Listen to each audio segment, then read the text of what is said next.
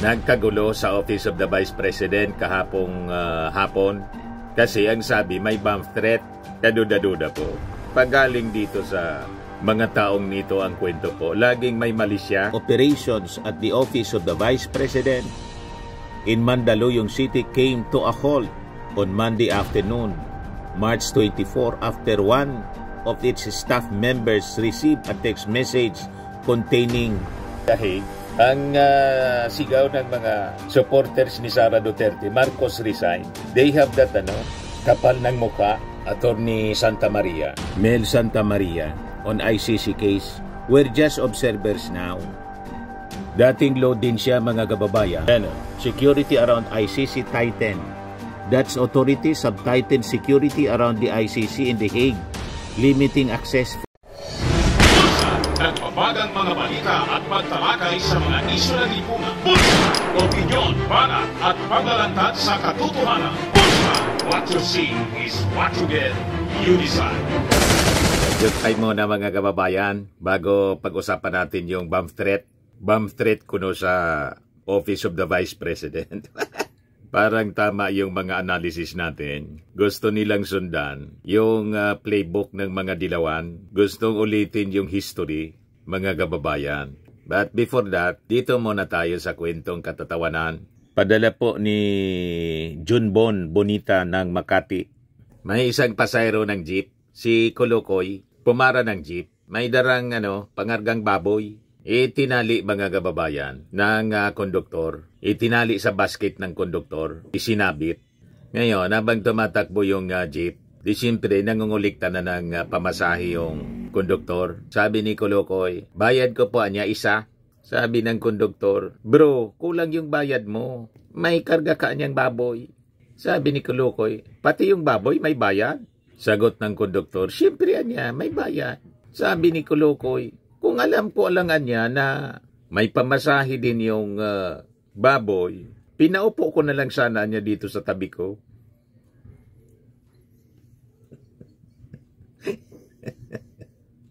Oo nga naman. Para hindi logi, nakasabit lang yung baboy. Singil ng pamasahe. Pinaupo na lang daw niya sana para hindi nahirapan yung baboy. Nakabaliktad pa. Of course naman na niya, Mr. Maramillas. Ganon. Yun ang mindset ni Kolokoy. Ayaw malamangan. Anyway, kwentong katatawanan lang naman po.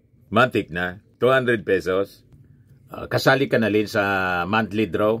5,000 po yung yung mabubunot natin. 5,000 yung cash prize. Sa hindi mabubunot, kasali pa rin kayo. Grand draw natin sa December, 10,000 pesos ang grand prize. Balik na tayo, mga kababayan, dito sa ating topic. Nagkagulo sa Office of the Vice President kahapong hapon kasi ang sabi may bomb threat. Kaduda-duda po. Pagaling dito sa mga taong nito ang kwento po, laging may mali siya. May kaakibat lagi, mga kababayan, na agenda. Yan naglabasan sila. Sabi dito sa report ng Manila Bulletin, operations at the Office of the Vice President in Mandaluyong City came to a halt on Monday afternoon, March 24, after one of its staff members received a text message containing a bomb threat. Yan po. So dapat ito, mga kababayan, na imbestigahang mabuti ng ating mga authorities. At yung number ng nag-text, iba registered na po ang lahat ng mga SIM card. I-trace kung sino yung may-ari. At tingnan kung saan yung origin. Baka ang origin, DDS man lang. Di ba po? Kasi parang minamain condition na po tayo. Una, nagpa-interview, mga kababayan, si Sara Duterte doon sa The Hague. Sinabing may threat at baka daw matulad si Digong kung ipipilit na umuwi. Imposible man nga po na makauwi. Matulad daw kay Ninoy. Nag-react tuloy yung mga dilawan. Pati yung Palasyo Malacanang nag-react. Malabo man anyang matulad siya kay Ninoy. At malayo man anya, walang comparison. Mas katulad niya anya si Hitler, sabi ni Yusek Claire Castro. Sino palpal po kahapon ni Claire Castro? O yan Sabi ni Sara noong March 23, yung gusto niyang umuwi, sabi ko din sa kanya, sabi ko, yung kagustuhan mo na umuwi, yan din yung katapusan ng buhay mo. Magiging Ninoy Aquino Jr. ka. Sagot ni Claire Castro, mga kababayan, kahapon, napakalayo pong ikumpara ang dating Pangulong Duterte kay Ninoy Aquino na hindi nagkaroon ng anumang record ng mass murder of crimes against humanity. Yan po sabi ni Claire Castro rito. Pakinggan natin, mga kababayan. Sa pagtitipon din po sa The Netherlands, nabanggit po ni VP Sara sa kanyang speech, as I quote, sabi ko, yung kagustuhan mo na umuwi, yan din yung katapusan ng buhay mo, magiging Ninoy Aquino Jr. ka. Any reaction po from the palace? Inahahalintulad ba ni VP Sara ang kanyang ama kaya sa yumaong Ninoy Aquino? Parang hindi po natin nadinig noon na inahilintulad ni dating Pangulong Duterte ang sarili niya kay Ninoy, kung hindi kay Hitler. Meron po siyang sinabi mismo, sinabi pa niya dito, and I quote, Hitler massacred 3 million, actually supposed to be 6 million Jews. Now there is 3 million, what is it? 3 million drug addicts in the Philippines. There are. I'd be happy to slaughter them. At least if Germany had Hitler, the Philippines would have me. So napakalayo pong ipakumpara ang sarili o ikumpara ang dating Pangulong Duterte kay Ninoy Aquino na hindi nagkaroon ng anumang record ng mass murder or crimes against humanity.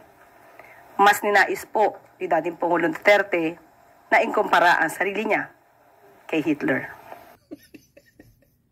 Durog na durog, mga kababayan, si Sara Duterte kay Yusek Claire Castro. Malaboan niya na Ninoy Aquino siya. Mas comparable siya niya kay Hitler.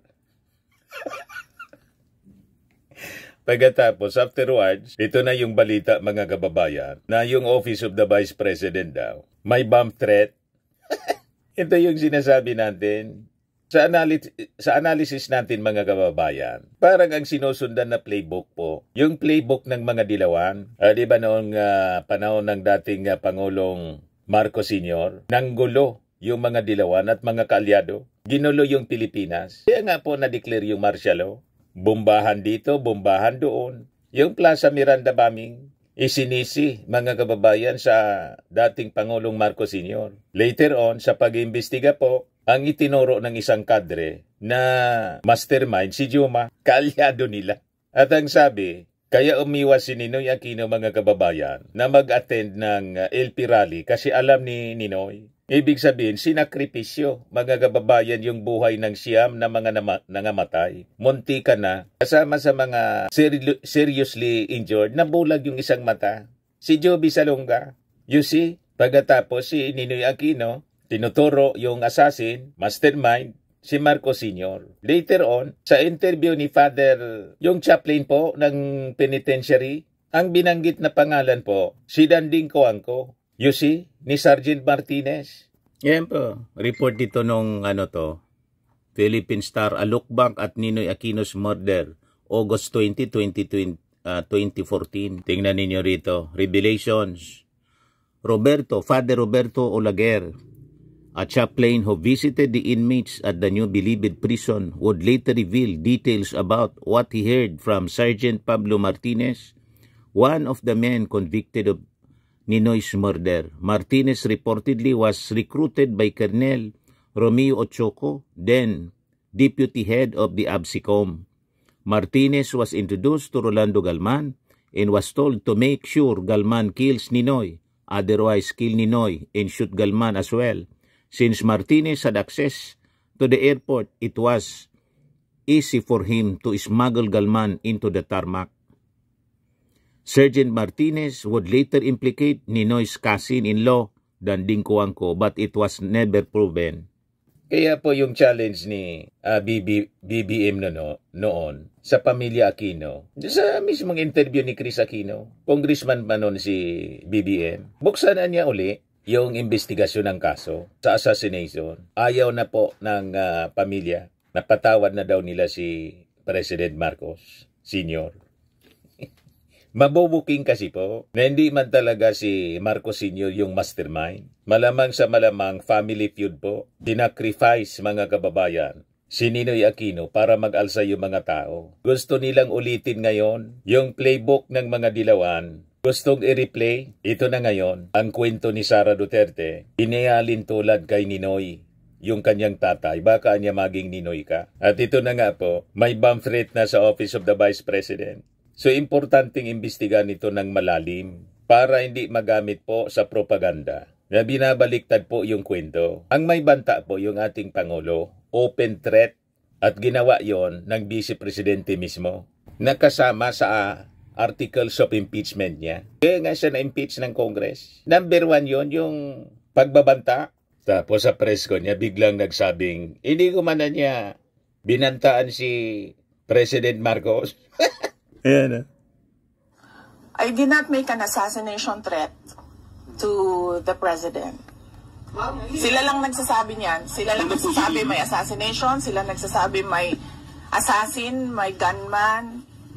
Next po, GDB. Not say that. Huwag kang mag-alala, ma'am, sa security ko. Kasi may kinausap na ako na tao.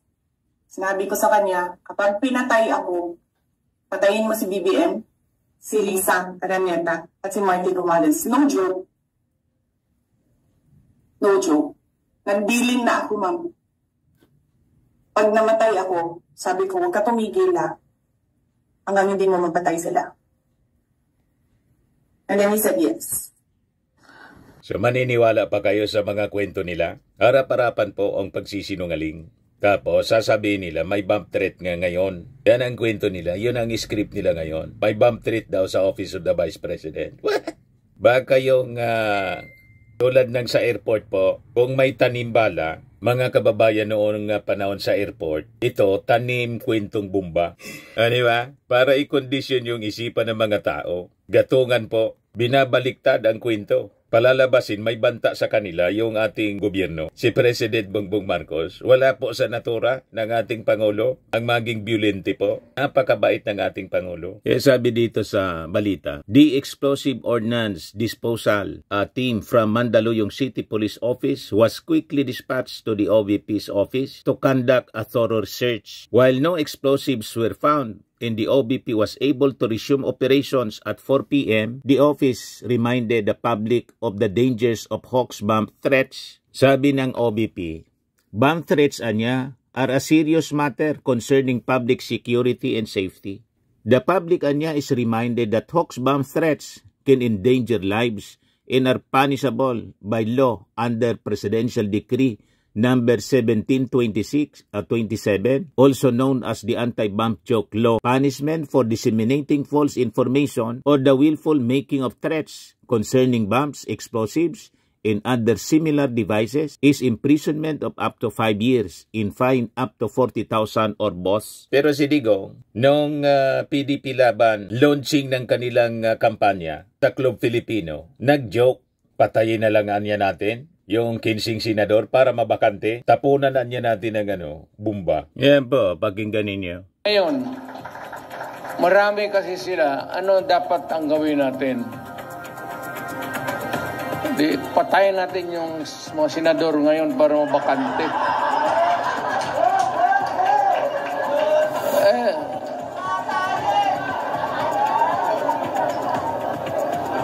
Makapatay tayo ng mga 15 na senador, pasok na tayo lahat. Pero kawawa naman. Pero nakakainis kasi yung, hindi naman lahat. Pero, sabi nga, talking of opportunities, the only way to do it is to pasabugin na lang natin yung PDP. Kita ninyo? Double standard lagi po. Pag sila ang apektado, masama sa kanila. Yung masama sa kanila, mabuti sa iba. You see? Pero itong sinasabing may bomb threat sa OBP, kaduda-duda po, na parte ito ng playbook nila para kopyahin yung nangyari mga kababayan noong panahon ng dating Pangulong Marcos Sr. Ginamit nila yung kaguluhan during the Marcos administration, yung tatay ng ating Pangulo. Yung mga kwento doon, lahat fake news. Di ba? Nag-alsa yung mga tao dahil sa fake news. Pinaniwalaan yung fake news po. Na magnanakaw yung Marcos po. Wala man napatunayan sa Ill-Gotten Wealth na basura lahat, mga kababayan. You see? Kaya huwag tayong maniniwala sa mga kwento nila. Walang pagkakaiba ito. Noong panahon ng dating Pangulong Marcos Sr., gusto nilang ulitin. Yung paninira noon, ganun din ngayon, binubuhay nila. Yung ating Pangulo, ina-accuse na gustong maging diktador at ayaw na daw umalis bilang Pangulo. Kaya doon mga kababayan sa The Hague, ang sigaw ng mga supporters ni Sara Duterte, Marcos resign. They have that kapal ng mukha para sabihing harap-harapan, Marcos resign, na ang beneficiary po, yung vice presidente, siya mismo. You see? Wala na talaga pong kahiyan. Walang delikadesa mga kababayan, totally.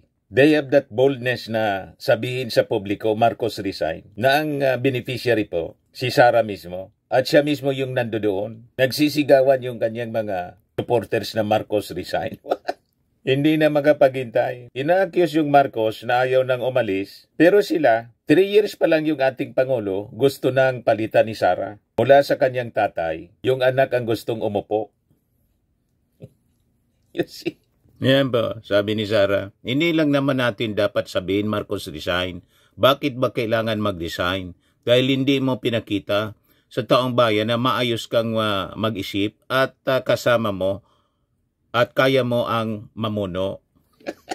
She has that gal mga kababayan, that nerve, na sabihin hindi maayos mag-isip. Kumusta naman yung nag-i-imagine na tanggalan ng ulo yung ating Pangulo? Maayos ba yun mag-isip? At yung nagbanta, publicly, binantaan yung ating Pangulo. Maayos yun mag-isip? Kaya ka nga na-impeach? Tama po? Lahat baliktad yung sinasabi ni Sara. O ngayon, sabi po ni Attorney Santa Maria, Mel Santa Maria, on ICC case, we're just observers now. Dating low din siya mga kababayan. Itong si Santa Maria, sabi niya, Rally's investigations in false claims from either side will not affect the ICC, which is handling the crimes against humanity case against Rodrigo Duterte. Tayo anyang mga Filipino are just observers of the ICC proceedings. He noted that the prosecution appears to be very prepared for the confirmation of charges, a hearing in September in the trial once it commences, given the detailed arrest warrant.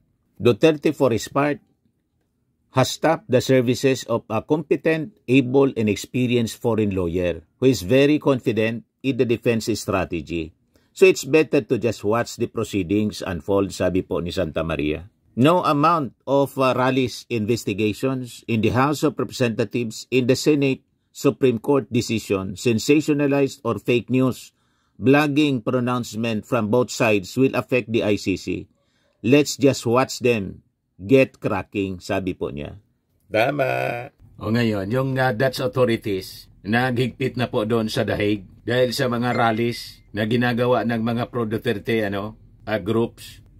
Security around ICC tightened. Dutch authorities have tightened security around the ICC in The Hague, limiting access for supporters of former President Duterte. Tama lang mga kababayan ito. Kasi dapat walang disruptions. Gustong pressurein mga kababayan ng mga supporters ni Digong, yung ICC, na pauwiin na si Digong. Kailangan niya muna sagutin yung mga charges. Kung hindi mapatunayan na nagkasala siya, o di makauwi siya. Pero I think aabuti ng 8 years yung trial. Tulad po ni Laila de Lima, close to 7 years na nakulong. So malamang ganun din ang abutin po ni Digong. Kaya amanos na sila ni Laila de Lima. Kung ano yung ginawa niya kay Laila de Lima, nag-backfire lahat sa kanya. You see? Ang tawag dyan mga kababayan, ito divine justice. Firmax Firming and Lifting Cream, pinapahid po sa mga pulses in affected area. Mainam po sa paninigas ng mga kaso-kasuan. Ito naman po, Automax Radiant Serum. Sa mukha naman yung application. Anti-aging po siya. You will look 10 years younger than your age. Sa mga cancer patients naman po, baka lang gusto ninyo itong itry. Naing siya red mixed fruit drink. Hindi mo po siya gamot, food supplement siya. Kaya lang, gawa siya mga kababayan sa goji berry. Yung goji berry may anti-cancer properties. O ngayon, yung mga inquiries ninyo, dumiritso na lang kayo sa aming messenger sa Facebook para masagot namin agad. Ayos pa? Ayos na ayos niya, Mr. Maravilla. At sa mga naghanap po ng malinis and spacious fitness gym, pumunta lang po kayo sa aming Colossal Fitness Gym. May Grab Car Rental din po kami. Ito naman po yung bago naming product na binibenta online.